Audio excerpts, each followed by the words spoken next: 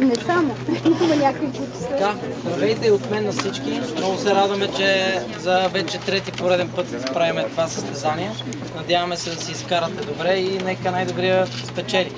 Така, на първо място, има ли някой, който не е карал картинг никога? Никога. Всички сте карали. Гата, това не мога да повярвам. За първи път. Добре, за всеки случай ще ви покажа първо как се влиза в картинга с десния крак, защото винаги ще влизате от тази страна. Картинга ще спира и вие ще от неговата дясна страна. С десния крак хващате се волана, прескачате с другия крак и сядате. Така, отдясно е зеления педал газта, отляво е спирачката, червения педал, много е лесно, няма скорост.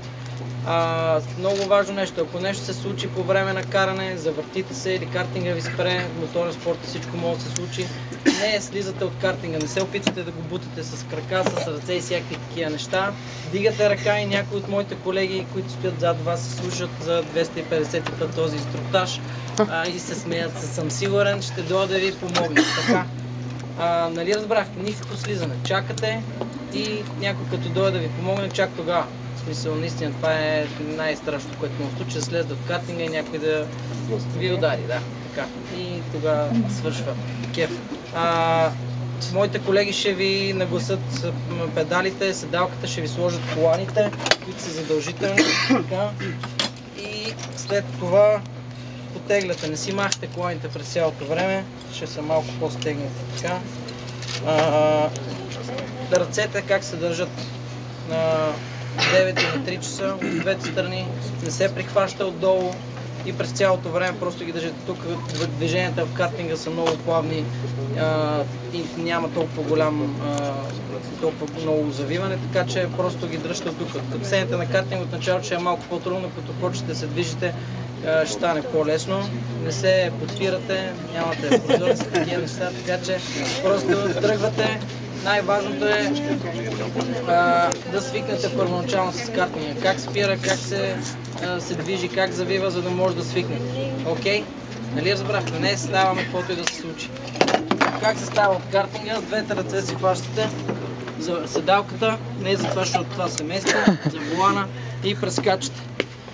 Така, това беше основното нещо, няма скорост и няма задна, т.е. ако се завъртите и застанете перпендикулярно на някой от бариерите, трябва да дойде някой да ви избута. Окей? Така, формата на днешното състезание. Той се води тип Endurance, т.е. състезание за издържливост. Отборно, вие сте по 4 човека. Някой им беше казал, че има 5 човека в един отбор. Не, разместихме се. Разместихте ли се? Добре, окей, значи всички са по 4 човека. Имаме две карания. Първото е квалификация, която е 20 минути. Всеки един от вас ще трябва да кара по приблизително 5 минути. Като вие трябва да решите и вашите ментори, кой в каква последователност ще кара. На четвъртата минута ще се пуснат тези лампи.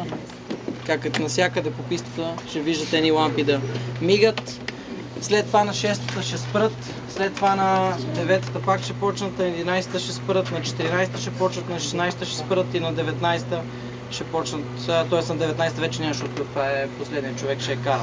Така, най-бързите обиколки на всеки един от състезателите в отбора се събират, разделя се на 4 и се прави средно аритметично време. В смисъл, всички хора ще допринесат за това какво време ще даде целият отбор и последователно на коя позиция ще стартира след това състезание.